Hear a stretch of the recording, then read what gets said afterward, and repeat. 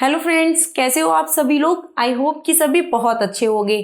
तो जैसा कि हमारी अभी तक की जितनी भी वीडियोस चल रही थी यूपी टेट स्पेशल क्लास में चला रहे थे, जो कि हम यूपी टेट के लिए ईवीएस की कंप्लीटेड जो थ्योरी है उनकी क्लासेस हमने स्टार्ट कर दी हैं। तो जैसा कि हमने अभी तक कल हमने इसका सेकंड पार्ट डाला था, जिसमें हमारा स्थल मंडल और जल मंडल कंप्लीट हो चुका है। पर्यावरण मतलब किन किन चीजों से मिलकर बना हुआ है, उसमें हमारा स्थल मंडल और जल मंडल का पार्ट कंप्लीट हो चुका है। तो आज हम हमारे पार्ट 3 में पढ़ाएंगे वायुमंडल को, कि वायुमंडल किसे कहते हैं, वायुमंडल के अंतर्गत कौन कौन सी चीजें आती हैं। आई होप कि ये क्लास आपके यूपी टेट के आने वाले एग्जाम के लिए बहुत ज्यादा बेनिफिशियल होगी, आप लोगों के लिए बहुत ज्यादा अच्छी साबित होगी। तो आज हम सबसे पहले बात करते हैं हमारे वायुमंडल के बारे में, कि वायुमंडल में क्या क्या चीजें पाई जाती हैं। तो धरती की सतह से लगभग 10,000 किलोमीटर तक वह आकाशीय भाग जिसमें विभिन्न गैसें मौजूद होती हैं वायुमंडल कहा जाता है। जो वायुमंडल होता है वो पृथ्वी की सतह से, यानी कि जो धरती की सतह है उससे लगभग 10,000 किलोमीटर तक वायुमंडल का वह भाग जो आकाशीय भूभाग में पाया जाता है उसे वायुमंडल के अंतर्गत रखा जाता है, जिसमें विभिन्न गैसें मौजूद होती हैं। पूरे हमारे वायुमंडल में अनेक प्रकार की गैसें मौजूद होती हैं, इनसे वायुमंडल कहा जा सकता है।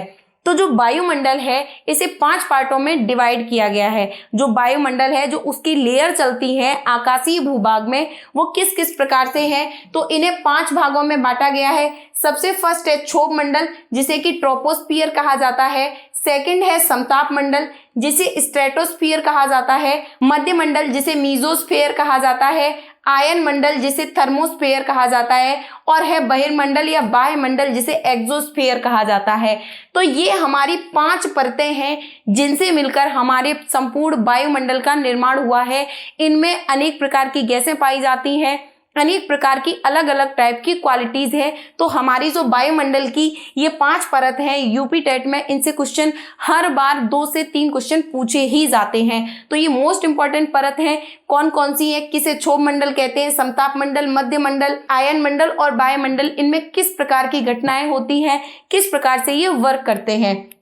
तो जैसे कि हमारी पृथ्वी है, इससे 20 किलोमीटर लगभग ऊपर तक अगर देखा जाए तो ट्रोपोस्फियर यानी कि क्षोभ मंडल पाया जाता है। उसके बाद 50 किलोमीटर तक यहां से देखा जाए तो स्ट्रेटोस्फियर यानी कि समताप मंडल पाया जाता है।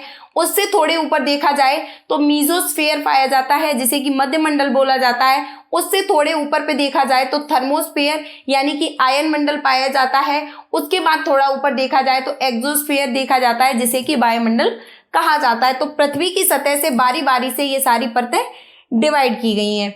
फर्स्ट में हम बात करते हैं क्षोभ मंडल। क्षोभ मंडल किसे कहते हैं, ये किस प्रकार से वर्क करता है, इनमें क्या क्या चीजें होती हैं। तो क्षोभ मंडल, जिसे ट्रोपोस्फियर कहा जाता है, ये पृथ्वी की फर्स्ट सतह होती है। यह पृथ्वी की सतह से 8 से 18 किलोमीटर तक फैला है।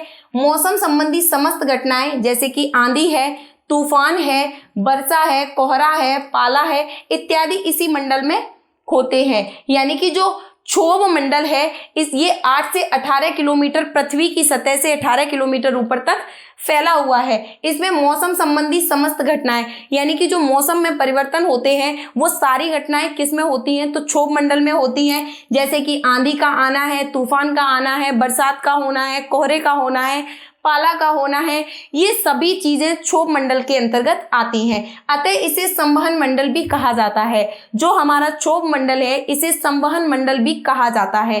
इस मंडल में CO2 गैस नीचे की ओर जमती है। जो हमारा क्षोभ मंडल है इसमें जो CO2 गैस है जो कि नीचे की ओर जम जाती है। तो ये हमारा क्षोभ मंडल है, जिसमें अगर क्वेश्चन आता है कि मौसम संबंधी घटनाएं किसमें होती हैं, तो वो होती है क्षोभ मंडल में। नेक्स्ट बात करते हैं समताप मंडल की, जिसे बोला जाता है स्ट्रेटोस्फियर। यानी कि जो समताप मंडल है जिसे कि स्ट्रेटोस्फियर बोला जाता है, ये क्या है, तो क्षोभ मंडल के शीर्ष से लगभग 40 किलोमीटर तक यह मंडल फैला हुआ है। यानी कि अगर जो स्ट्रेटोस्फियर है इसे देखा जाए तो ये क्षोभ मंडल के शीर्ष से लेके लगभग 40 किलोमीटर ऊपर तक फैला हुआ है। इसकी ऊपरी परत ओजोन की बनी होती है। ओजोन क्या होती है, जो हमारे सूर्य से अल्ट्रावायलेट किरणें आती हैं, जो यूवी किरणें आती हैं, उनसे हमारी पृथ्वी तक पहुंचने में उनकी रक्षा करती है।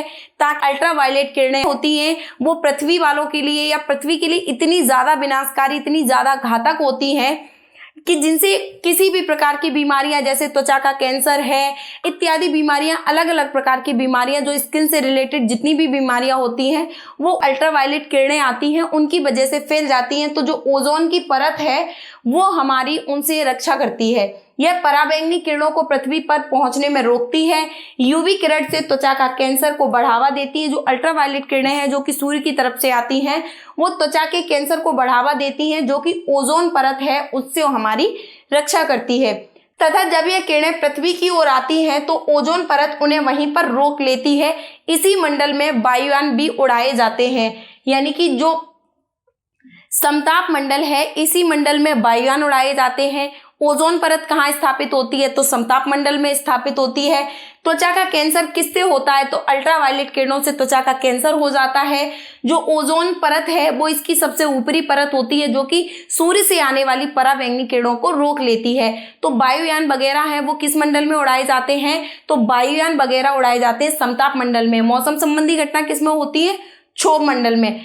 नोट, अगर इसे देखा जाए तो मोस्ट इंपॉर्टेंट पराबैंगनी किरणें 3 प्रकार की होती हैं, UVA, UVB, UVC, यानी ultraviolet A, ultraviolet B, ultraviolet C.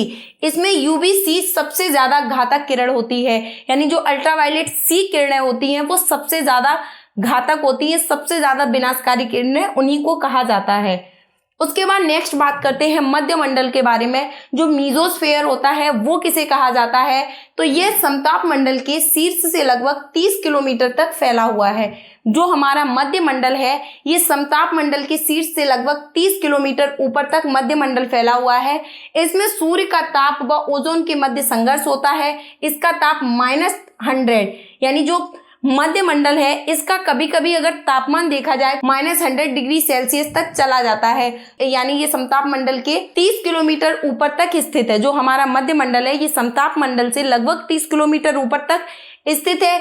इसमें ओजोन के यानी कि जो सूर्य की किरणें होती हैं और ओजोन परत होती है इसके मध्य संघर्ष होता रहता है। इसका ताप -100 डिग्री सेल्सियस तक भी चला जाता है। तो जो हमारा मध्य मंडल है इसे सबसे ठंडा मंडल भी कहा जा सकता है, यानी कि क्योंकि इसका तापमान -100 तक चला जाता है। उल्का पिंड संबंधी घटनाएं किस मंडल में होती हैं? तो उल्का पिंड संबंधी घटनाएं जैसे कि हम लोग बोल देते हैं कि टूटता हुआ तारा चला जा रहा है, तो उल्का वो एक प्रकार से टूटता हुआ तारा, यानी कि उन्हें उल्का पिंड बोला जाता है। तो उल्का पिंड संबंधी घटनाएं किसमें होती हैं? तो वो होती है मध्य मंडल में, मीजोस्फीयर में। उसके बाद नेक्स्ट बात करते हैं आयन मंडल के बारे में कि जो आयन मंडल है, थर्मोस्फीयर है, वो किस प्रकार से है। यह मंडल से लगभग 300 से 400 किलोमीटर ऊपर तक फैला हुआ है। तो जो ये आयन मंडल है ये मध्य मंडल से लगभग 300 से 400 किलोमीटर ऊपर तक फैला हुआ है।